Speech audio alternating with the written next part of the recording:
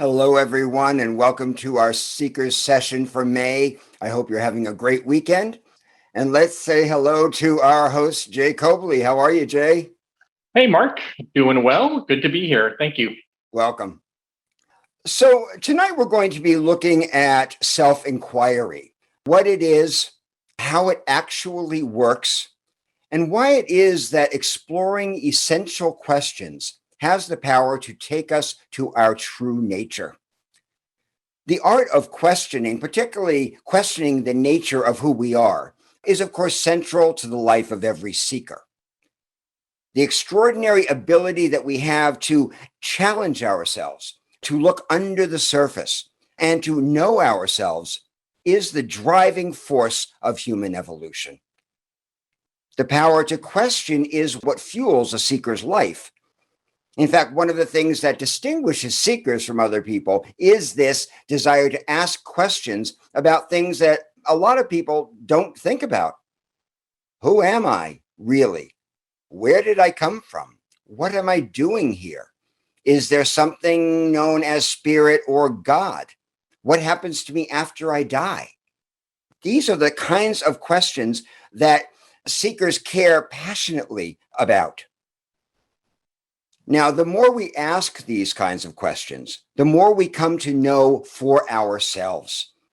And the more we know for ourselves, as opposed to taking things secondhand, the more vivid and authentic our lives become. Unfortunately, as most of us know, this power of self-inquiry and self-investigation goes underutilized in most people's lives. This self-witnessing is not focused on, it's not considered a primary value in a materialist secular culture. I'm not talking about psychotherapy or psychology. I'm talking about going under, deeper than psychology. This power of self-examination becomes like a limb that we don't use. It starts to atrophy. And the more it atrophies, the more confused we become, the more we sink into delusion. It's the ability to see ourselves clearly that keeps us alert. It's what keeps us awake. When we allow that muscle of self-inquiry to atrophy, we of course look to others. We look outside ourselves for answers that actually lie within. We may give our authority away to therapists, to coaches, to religious figures, looking at them to tell us who we are, to give us our marching orders, and to tell us about the rules and the goals by which we should live. We're unaware, for the most part, that we actually know far, far more than we realize, if only we learn to ask the right questions. And so that's why we're going to be looking at that carefully this month. Now, we ask these questions through the voice or the eyes of the witness. The witness we've talked about before in the Seekers Forum. It's that self-aware part of ourselves that observes us and tells us, when we're quiet enough to hear it, what we need to know and what we need to ask. Now, the witness has been part of human consciousness since the dawn of time, although it's gone by many different names. Thousands of years before the first therapist arrived in the world, ancient sages were prescribing ways of turning this untapped human capacity for self-examination and inquiry onto ourselves. First, there were the Vedic Hindu masters. Then there were the Buddhists, the Taoists, the Christians. Each of these schools of thought, these philosophies and religions, discovered in their own way and using their own terminology that when we look within, we find a kind of spiritual universe in miniature, waiting for us to explore it. We also discover ways of cohabitating with our own minds with less suffering. Now, this practice is known as self-inquiry, and it's different from other spiritual techniques which aim at relaxing the mind, clarifying the mind, feeling comfortable inside our own skin, cultivating awareness of the present moment. These are all wonderful objectives in spiritual practice. But as powerful as they don't incorporate what the Zen master Dogen called the backward step, the one that turns your light inwardly to illuminate your true nature. Where meditation and other techniques tend to calm the pool of the mind, so to speak, and allow the sediment to settle, they don't take the seeker to the bottom of the pool where the truth is actually found. For this to happen, it's necessary to practice self-inquiry. Unfortunately, for millennia in spiritual life, self-inquiry was considered the practice of the privileged few. It was looked at as an advanced path that was hidden from the average seeker until such time as he or she attained mastery in some known discipline or other. In the same way that the mystic teachings were secret for thousands of years, but can now be found in every bookstore where Eastern texts are sold, self-inquiry finally trickled into the mainstream of spiritual practice in the early 20th century. And this happened due to an extraordinary teacher named Ramana Maharshi. Ramana Maharshi developed what he called the direct path. It was free of esoteric trappings, and it invited the seeker to look into themselves by asking essential questions that brought them into awareness of the presence of this witness. It's interesting to know how this path of direct self-inquiry came to be. Let me just tell you about Ramana Maharshi's awakening story and how he came to develop this. He was born in 1879 in South India. He was one of 4 children in an Orthodox Hindu Brahmin family. And then at the age of 16, this rather ordinary boy had an experience that altered his life forever. And here is how he described it in his own words. I was sitting alone in a room on the first floor of my uncle's house. I seldom had any sickness, and on that day there was nothing wrong with my health, but a sudden, violent fear of death overtook me. There was nothing in my state of health to account for it. I just felt I am going to die and began thinking what to do about it.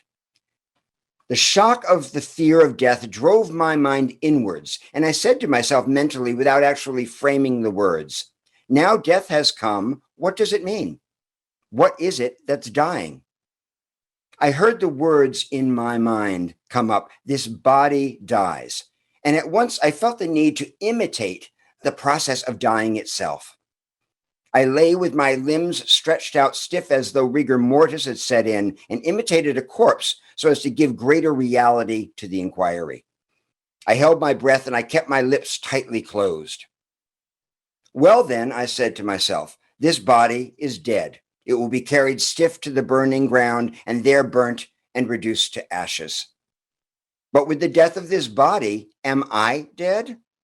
Is the body I? It is silent and inert, and yet I feel the full force of my personality and even the voice of I within me, apart from it. So I am the spirit transcending the body. The body dies, but the spirit that transcends it cannot be touched by death. And that means that I am the deathless spirit. All this was not a dull thought. It flashed through me vividly as living truth, which I perceived directly, almost without thought process. I was something very real, the only real thing about my present state.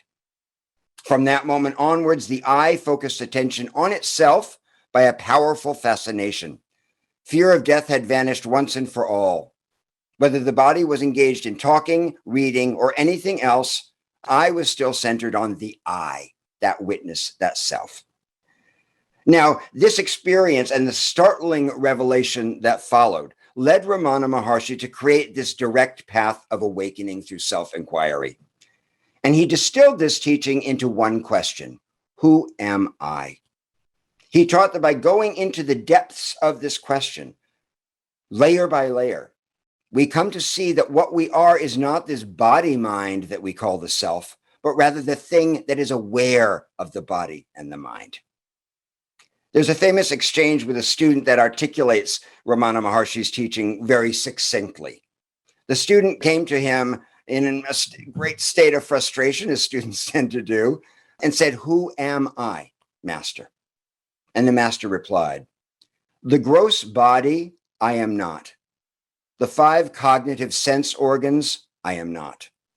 The organs of speech, locomotion, grasping, excretion, and procreation, I am not. The five vital airs in the Ayurvedic system, there are currents of vital energy. The five vital airs, I am not. Even the mind that thinks, I am not. The student asked, if I am none of these, then who am I? The master replied, after negating all of the above mentioned as not this, not that, the awareness that alone remains, that I am. Isn't that great? After negating all of the above mentioned as not this or not that, the awareness that alone remains, that I am. So beautiful. Can you hear the profound truth of that? There's no faith, no mythology, dogma, tradition, guru, gospels, no secondhand teachings or credos, or any spiritual window dressing of any kind. It's just about direct awareness of our own being and the great liberation and joy that come from remembering our true self and connecting to this God-given nature. This discovery is truly life-changing. When you wake up to the fact that for your whole life you've been mistaking yourself for what you're not, this mind-body puppet, and forgetting the invisible hand that's moving the strings, it's a major epiphany. Ignorance comes to an end. Suffering, pain, attachment are greatly diminished. And you become free to live as what you are, which is an awakened presence in the world. You discover that unlike phenomena of the physical world, this invisible presence doesn't change. It's the same in you as the day you were born. The awareness, the presence, that what was aware of your experience when you were 6 years old or 20 years old or 30 or 60 years old is the exact same awareness. It doesn't change, and it's never affected in any way by shifts in the physical world.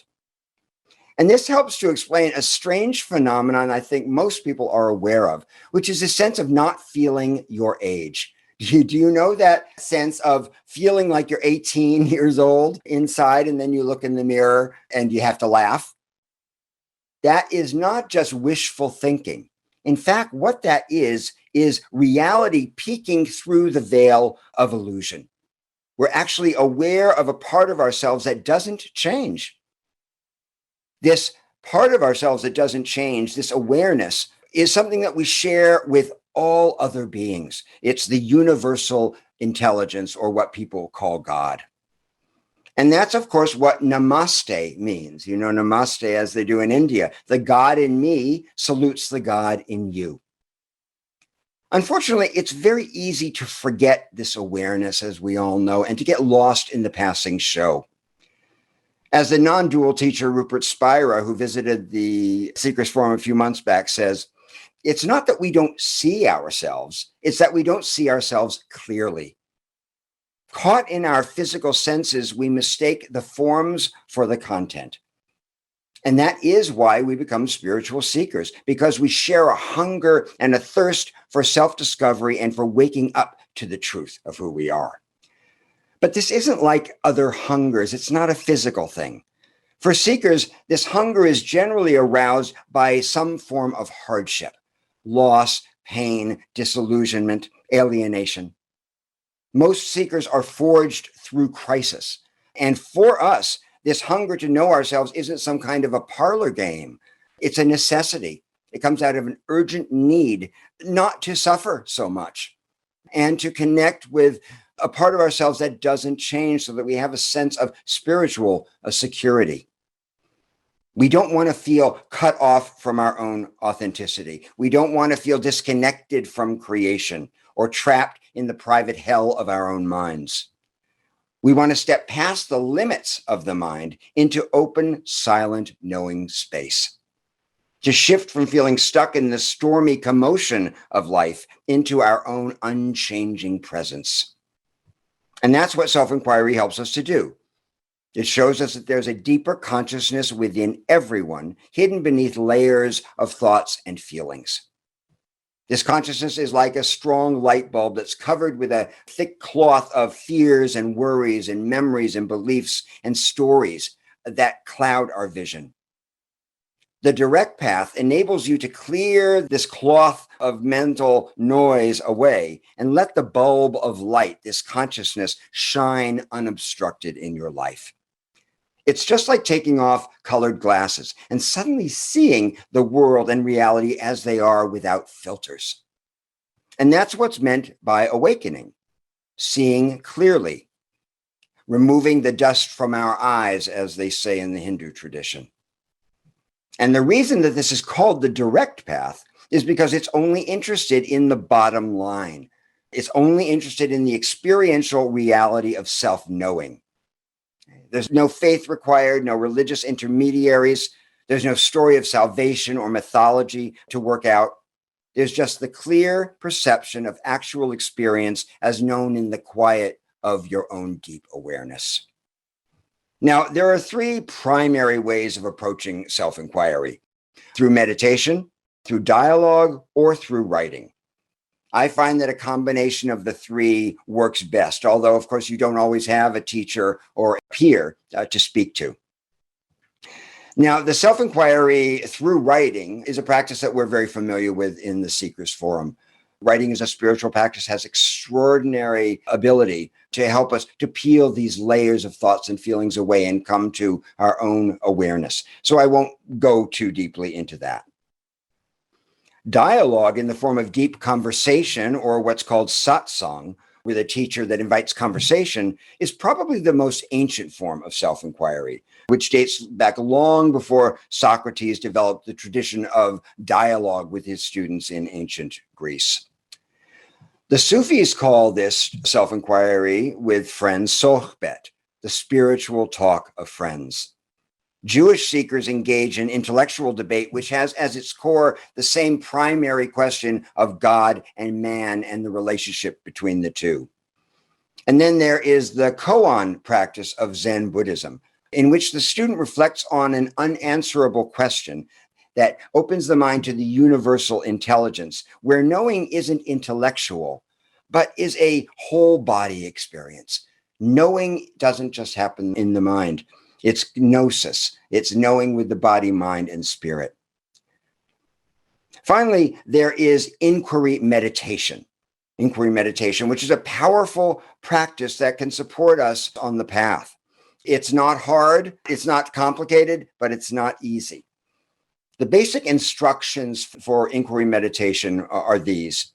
First, find a place where you can be alone and undisturbed for at least 10 minutes. Sit down comfortably and relax your body. Pay attention to each tense muscle and relax it. Do that for a few minutes. Now, calmly begin to watch your thoughts as they come and go. All you need to do is be aware of your thoughts, but refrain from identifying with them or getting involved with them, chasing them as the mind wants to do. As each thought enters your mind and tries to claim your attention, ask yourself, to whom does this thought belong and who is thinking it? So the thought arises and the reflection is, to whom does this thought belong? Okay, who is thinking this thought? Just allow the questions to arise naturally and notice what happens in your mind and in your body. You come to a kind of stillness and openness that transcends the mind. It's not that we're aiming for it. It's not that we're doing anything on purpose. It's consciousness coming up and becoming clear of its own accord, naturally, because that's what consciousness does. When we remove the obstacles to it, it naturally arises. So we don't have to actually do anything. It's more about an undoing. We ask ourselves, who is feeling your feelings? Who is tired or bored or in pain? Who's hearing the clock tick as you're sitting there? On whose behalf are you feeling angry or sad or jealous or rejected? On whose behalf? Now, at first, these questions are going to feel foreign and abstract. The mind will tell you, well, I'm doing these things on my behalf, of course. But then one needs to challenge that. But whose behalf is that? We ask ourselves. Whose behalf is my behalf? The more you do this, the more you challenge the ego to come up with a self or something solid that is actually doing these things, the more the ego founders. And eventually it starts to quiet down as you become aware that there is really only awareness there. It's just awareness. Self-inquiry teaches us to turn awareness on awareness itself. That's where the awakening happens. We become aware of being aware. We become aware that there are thoughts, but no thinker. There's no separate self sitting inside the head directing the show. There's just awareness being aware of itself. The ego that imagines itself trapped in the body mind is free. Now, because awareness doesn't exist in the mind, this is an important piece. Awareness doesn't exist in the mind. The mind exists in awareness. We have it all backward. Consciousness doesn't arise from the body or the brain. The body and the brain arise from consciousness. The more you practice, the more you come to see that this presence is with you at every moment. It's the only consistent thing in your life, and it never changes at all. While everything else in the world is becoming, awareness alone is being. Everything else is changing. Everything else is becoming. That silent presence, that awareness that we essentially are, is simply being. It's always here and now. It's not your thoughts, feelings, sensations, or perceptions. It's the universal intelligence that is thinking, feeling, sensing, and perceiving. You come to see that your mental life is a kind of movie. You come to look at it cinematically, not in a disembodied, disassociated way, but looking at it through the eyes of the witness, the divine intelligence, God, wisdom, whatever you want to call it. Teachers often use the metaphor of the screen and the film to explain that process of how awareness and experience work together. Without the screen of awareness, the film of experience doesn't exist. But the screen is not the film. We don't see it because we're lost in the movie, but the screen is the underlying reality. And when the movie turns off, the screen is still there. In the same way, when a person stops thinking, she is still there. When the movie of the mind stops cogitating, stops moving, the person is still there. Your mind doesn't determine your existence. So let's just try not thinking for about 10 seconds. For 10 seconds, try not thinking. Just let yourself be.